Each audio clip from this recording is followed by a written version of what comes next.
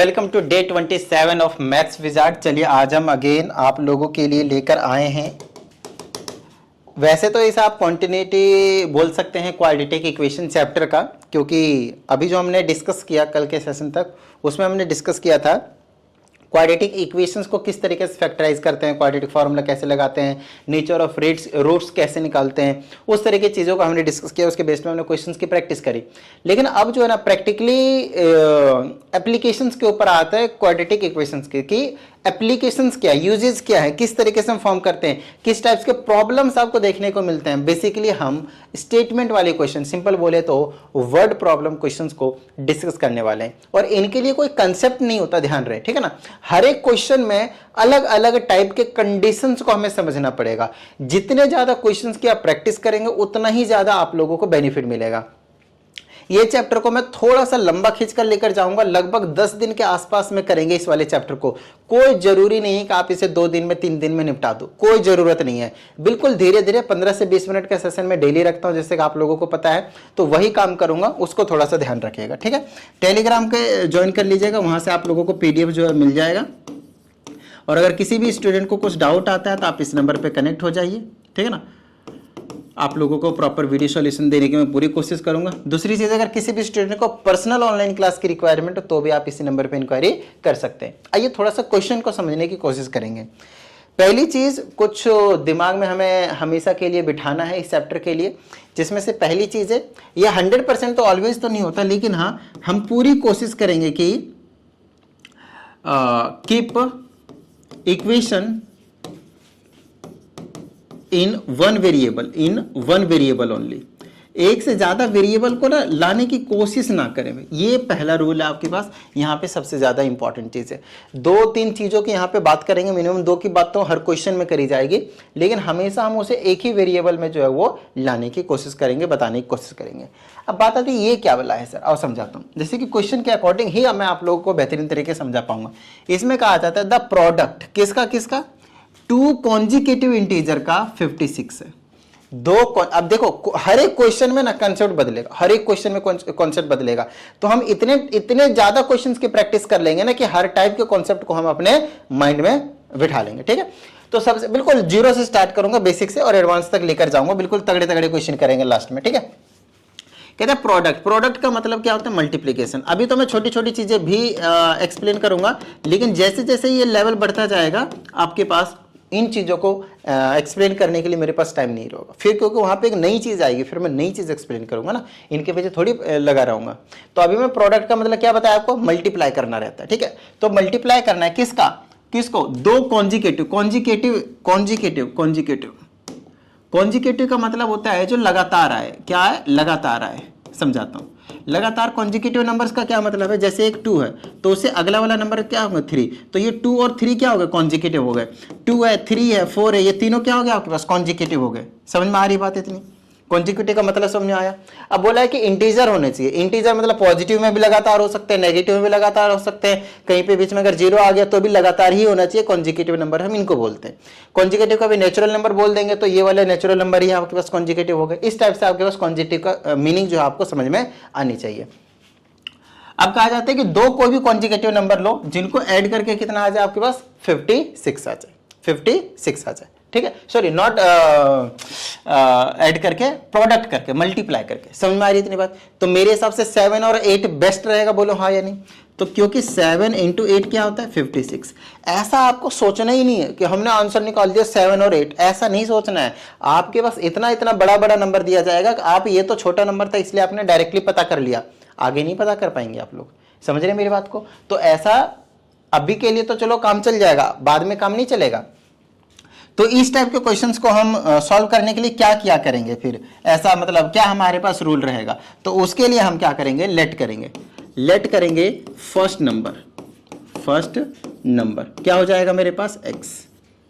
अब बोला है कि कॉन्जिक्यूटिव है, तो आप ये बोल सकते हैं कि अगर एक नंबर 2 था तो अगला नंबर 3 था, तो अगर ये x होता तो अगला नंबर क्या होता, क्या वो x+1 नहीं होता, बताना जरा। तो कभी भी कॉन्जिक्यूटिव नंबर बोला जाए तो हमेशा ध्यान रखना है कि वो लगातार होगा, और लगातार होगा तो वो या तो x होगा पहला, तो दूसरा x+1 हो सकता है, डिपेंडिंग अपॉन के x+2 भी हो सकता है, अगर ये कॉन्जिक्यूटिव ऑड इंटीजर बोल देता तो ऑड तो पहला अगर 3 है तो अगला तो 5 होगा, तो अगर पहले को x माइनस तो दूसरा x प्लस 2 होगा। तो हमेशा ऐसा फिक्स नहीं कर देना कि अगर कॉन्जिकेटिव आया तो एक को x मानेंगे दूसरे को x प्लस 1 मानेंगे, हमेशा फिक्स नहीं हो सकता।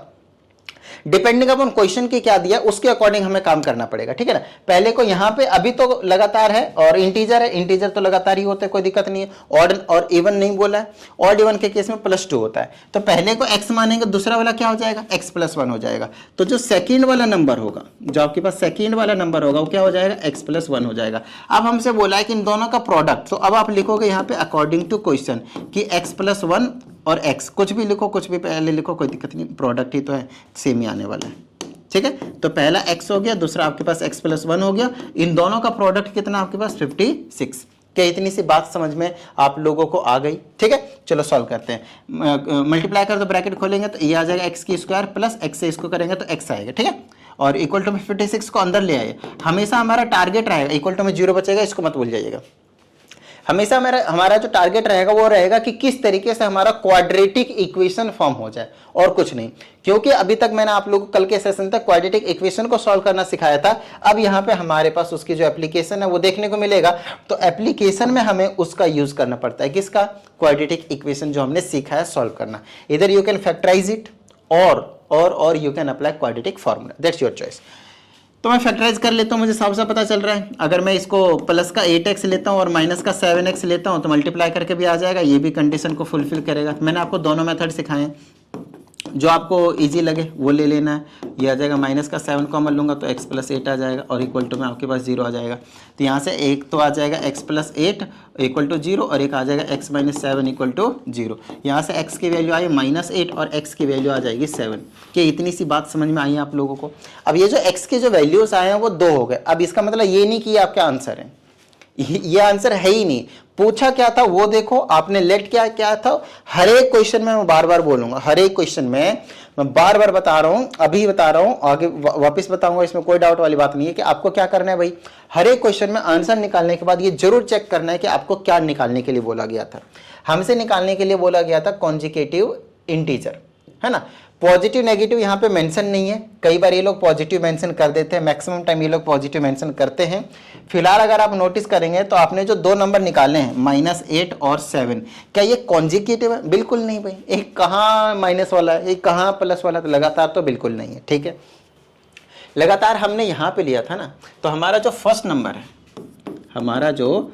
नंबर है वो x है, और x का मतलब क्या, चलो पहले मैं 7 लेता हूँ, तो ये 7 हो गया, ये क्या हो गया मेरे पास 7 हो गया, तो इसमें तो कोई दिक्कत ही नहीं, सही है। तो जो सेकंड नंबर हुआ वो कितना हो गया मेरे पास x प्लस 1, तो वो कितना हो गया 7 प्लस 1, तो वो कितना हो गया 8।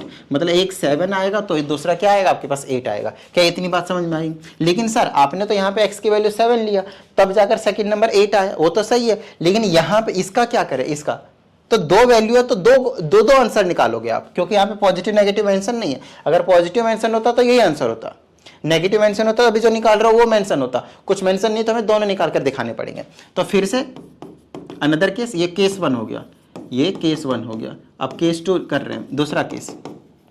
यहाँ से हम फर्स्ट नंबर निकालेंगे, तो फर्स्ट नंबर तो x हो गया, तो x के जगह क्या ले लिया मैंने, -8 ले लिया। समझ रहे हो मेरी बात को। सेकंड नंबर निकालेंगे यहाँ से हम, तो सेकंड नंबर क्या हो जाएगा मेरे पास x प्लस 1, तो -8 में +1 करेंगे तो क्या आ जाएगा -7। तो भाई ये भी आंसर बिल्कुल करेक्ट है। आप देख सकते हैं इन दोनों का अगर मैं प्रोडक्ट करता हूँ तो क्या 56 नहीं आएगा, बिल्कुल आएगा भाई। इसका मतलब this answer is correct, 7,8 is correct, also -7, -8 is also correct. So both these are the final answers.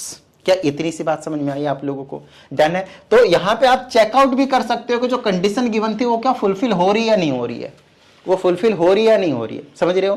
First question में मैं थोड़ा सा ज्यादा टाइम हमेशा लगाता हूं इस टाइप के क्वेश्चन में, ताकि मैं आप लोगों का जो बेस है वो स्ट्रॉन्ग कर सकूं, छोटी छोटी चीजें समझा सकूं, लेकिन उसके बाद फिर मैं स्पीड पकड़ लेता हूँ। लेकिन अभी मैं उतने ज़्यादा तेज़ की स्पीड नहीं पकड़ूंगा, टेंशन मत लीजिए।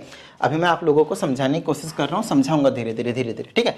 इसमें कहा जाता है the sum of the squares of 2, अजीब सा नहीं लग रहा ये, इसको ना थोड़ा सा नीचे करते, फैला सा लग रहा था, चलो ठीक, कोई प्रॉब्लम वाली बात नहीं। हाँ, तो इसमें अब हमें क्या कहा गया है, सम ऑफ द स्क्वायर, सम करना है किसके, स्क्वायर का, किसका, टू कॉन्जिक्यूटिव नेचुरल नंबर का। फिर से हमारे पास सेमी टाइप का क्वेश्चन आ गया। तो आप लेट करेंगे first consecutive, first natural number ले लो, कुछ भी ले लो x। तो जो सेकंड वाला कॉन्जिक्यूटिव लेना है ना, सेकंड कॉन्जिक्यूटिव जो नंबर लिया जाएगा वो x+1 होगा। नेचुरल नंबर में है ना, कोई भी x होगा नेचुरल नंबर, तो उसमें एक एक्स्ट्रा ऐड करेंगे तो कॉन्जिक्यूटिव नेचुरल नंबर आ जाएगा। Okay fine. अब इसमें कहता है सम ऑफ द स्क्वायर्स, इनके स्क्वायर का सम। क्वेश्चन के स्टेटमेंट को समझना है। This is not English, this is mathlish, maths वाली इंग्लिश, समझ रहे हो, मैथिलीस। तो हमें मैथिलीस को समझना बहुत ज्यादा इंपॉर्टेंट है। यहीं पे जो बच्चे वो फंसते हैं। द सम करना है किसका, square of two consecutive natural number. तो अकॉर्डिंग टू क्वेश्चन जब आप लिखेंगे उसके बाद क्या करेंगे, इन दोनों का स्क्वायर करेंगे ऐसे करके, और ये x+1 का स्क्वायर करेंगे। तो सम किसका, सम स्क्वायर का, किसका स्क्वायर का, दोनों नेचुरल नंबर का, और वो दोनों नेचुरल नंबर कॉन्जिक्यूटिव होने चाहिए। इस तरह के सवालों की हम प्रैक्टिस बहुत ज्यादा करेंगे, तब जाकर आप लोगों का जो दिमाग है वो खुलने वाला है। इस चीज का ध्यान रखें, तुरंत नहीं आएगा समझ में, ठीक है ना। चलो अब इसको तो एज इट इज, अच्छा इसका सम किसके इक्वल है देख लो, 41 के। तो यहाँ पे हम लिख देंगे 41, ठीक है। ये हो जाएगा हमारे पास x की स्क्वायर प्लस, यहाँ पे आप लगाओगे a+b वाली आइडेंटिटी, a+b की होल स्क्वायर वाली, आई मीन। तो ये हो जाएगा मेरे पास a² + b² + 2ab। a के जगह पे x रख दो, b के जगह पे 1 रख दो। तो ये हो जाएगा a की स्क्वायर + b के स्क्वायर मतलब 1 रहेगा, 1 का स्क्वायर 1 + 2ab, 2 मल्टीप्लाई दिस तो आ जाएगा 2x, और इज इक्वल टू आ जाएगा आपके पास 41। क्या इतनी बात समझ में आई आप लोगों को, डन है। चलो x² आ जाएगा मेरे पास 2x की स्क्वायर, ये प्लस का 2x एज इट इज रख देता हूँ, ये प्लस का 1 एज इट इज रखता हूँ, ये इसको इधर लेकर आऊंगा तो आ जाएगा 41 माइनस का और इक्वल टू 0। समझ रहे मेरी बात को, इक्वल टू 0 लगाना मत भूल जाइएगा। तो ये आ जाएगा फाइनली मेरे पास 2x की स्क्वायर प्लस 2x माइनस का 40 इक्वल टू 0। लॉजिकली तो मुझे यहाँ छोड़ देना चाहिए क्योंकि आप लोगों को क्वाड्रेटिक इक्वेशन सॉल्व करना सिखा दिया है, बट फिर भी मैं अभी आप लोगों को सॉल्व करके दिखा रहा हूँ, समझ रहे हो, क्योंकि आंसर निकालने के बाद भी हमें चेकआउट करना पड़ता है। बहुत सारे 2 से आप डिवाइड कर सकते हैं, इक्वेशन थोड़ी सी छोटी हो जाएगी तो सॉल्व करना हमारे लिए आसान हो जाएगा, ठीक है। तो ये बन जाएगा x की स्क्वायर, ये 2 ना, इसको भी तीनों का डिवाइड करेगा तो, और ये इसको डिवाइड करेगा तो सिर्फ x बचाएगा, इसको डिवाइड करेगा तो 20 बचाएगा, और equal to 0 upon something is 0। अब अगर मैं इसको सॉल्व करता हूँ तो मेरे पास क्या आएगा, क्या ले लूँ मैं, x की स्क्वायर प्लस का 5x माइनस का 4x और माइनस का 20 इक्वल टू 0। तो यहाँ से x कॉमन लूँगा तो x प्लस का 5 आ जाएगा, माइनस का 4 कॉमन लूँगा तो यहाँ से x माइनस का 5 आ जाएगा, ठीक है, लेकिन प्लस का आएगा, माइनस को 4 कॉमन लिया और इक्वल टू 0। तो यहाँ से आपके पास x प्लस 5 इक्वल टू 0 हो गया और x माइनस 4 इक्वल टू 0 हो गया। तो x की वैल्यू -5 आया और x की वैल्यू 4 आया। अभी आपने देखा कि पिछले वाले में हमने x के दोनों वैल्यूज को कंसीडर किया था, लेकिन क्या मैं अब यहाँ पे दोनों वैल्यूज को कंसीडर करूंगा, तो ये क्वेश्चन टू क्वेश्चन डिपेंड करेगा। तो यहाँ पे अभी आपने देखा कि हमने x को क्या माना, नेचुरल नंबर दिया और नेचुरल नंबर लेना है, तो x इज इक्वल टू -4 तो कभी नहीं हो सकता। So you will ignore this answer for the x। It means x जो है आपके पास वो 4 ही माना जाएगा। तो ये तो फर्स्ट वाला x आया, सेकंड वाला x क्या आएगा, सेकंड वाला x प्लस 1 आएगा विच इज 4 + 1 तो 5। So final answer will be 4 and the 5, 2 consecutive number जिनके स्क्वायर का सम करते हो तो 41 आएगा। आप चेकआउट भी कर सकते हो according to given condition, sum of the square of the 2 consecutive natural number. तो इसका स्क्वायर करो 16 आएगा, इसके स्क्वायर करो 25 आएगा, ऐड करो कितना आया 41 आया ही नहीं आया ना। इसका मतलब हमारे क्वेश्चन को ये सेटिस्फाई भी कर रहा है। समझ रहे हो मेरी बात को, समझ रहे हो ना, डन है। नेचुरल नंबर को बोला था, तो नेचुरल नंबर पॉजिटिव नंबर होते हैं ना 1 to ऑनवर्ड। तो ये इस टाइप के जो क्वेश्चन है ना वो आप लोगों को बेहतरीन तरीके समझ में आना चाहिए, ठीक है। चलिए नेक्स्ट क्वेश्चन की बात कर लेते हैं। जैसे कि इसमें हमसे कहा जाता है find the 2 natural numbers which differ by 5। 2 natural number हैं जिनका जो डिफरेंस है वो कितना होना चाहिए, 5 होना चाहिए, and the sum of which square is 97। Statement को हमें समझना बहुत ही ज्यादा जरूरी है, स्टेटमेंट को समझना बहुत ज्यादा जरूरी है। हमें 2 नंबर लेने हैं तो लेट करते हैं,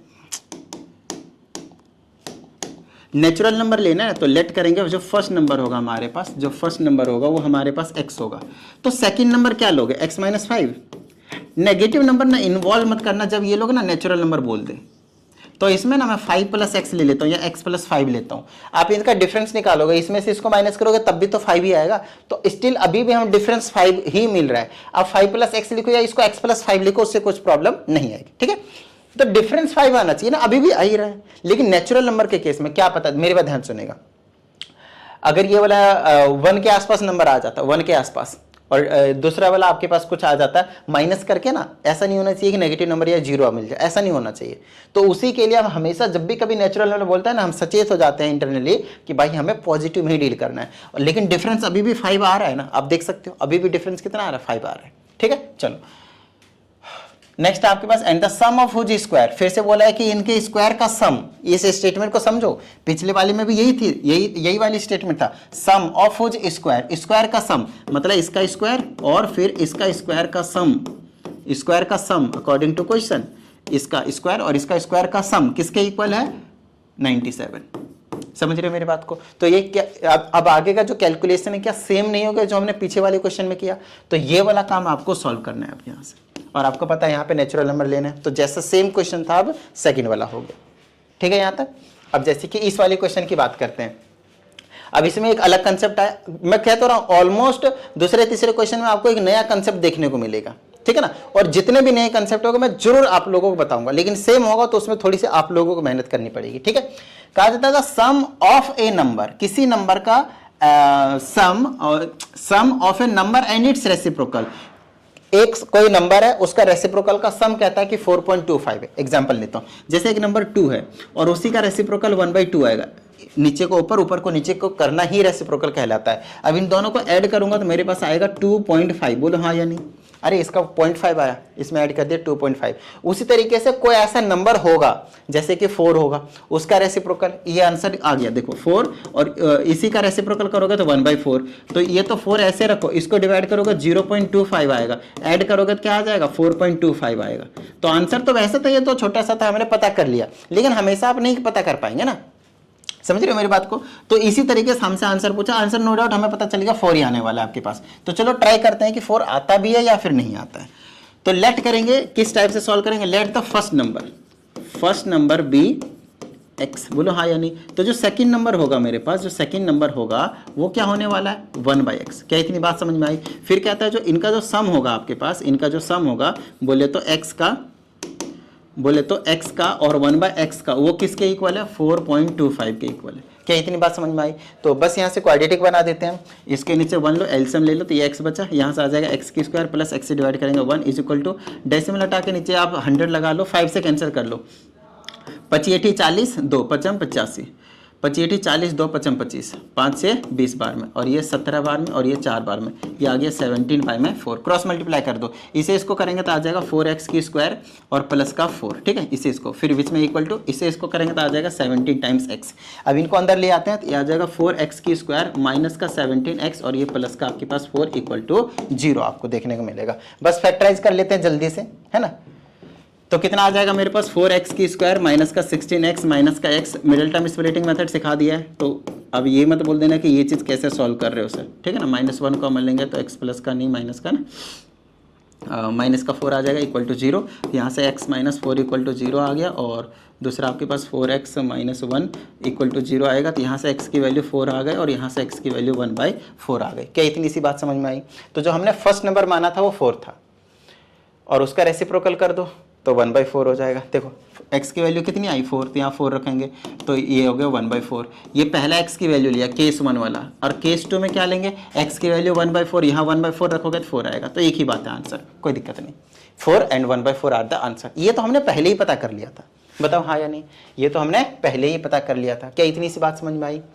अब ये वाला क्वेश्चन जो है वो प्यारा क्वेश्चन है। अभी अभी हमने आपको ये दोनों ही कंसेप्ट क्लियर करवाए, एक तो डिफर वाला भी और एक रेसिप्रोकल वाला। तो ये आपके पास होमवर्क हो गया, क्वेश्चन ऑफ द डे। देखते हैं कौन सा ऐसा स्टूडेंट है जो इसका आंसर कर पाता है। कमेंट बॉक्स में आपको क्या करना है, इसका आंसर बताना है कमेंट बॉक्स में, ठीक है। अगर मैंने 4 सवाल करवाए और आप लोगों को मैंने 1 सवाल दे दिया, तो देखते हैं कि इन 4 क्वेश्चनों के बेस पे कौन सा ऐसा स्टूडेंट है जो इसका आंसर कर पाता है और किसको कितनी अंडरस्टैंडिंग जो हुई है। ठीक है, चलिए उम्मीद करते हैं आज के सेशन में मजा आया होगा, सभी चीजें क्लियर हुई होंगी। इस तरीके से इंटरेस्टिंग सेशन आप लोगों के लिए डेली चलता रहेगा, लगभग 10 से 12 दिन में हम इस चैप्टर को कंप्लीट करेंगे। डिफरेंट टाइप के क्वेश्चंस को हर एक सेशन में आप लोगों के लिए लेकर आऊंगा। मिलते हैं अगले सेशन में, प्रैक्टिस करते रहिएगा। जय हिंद।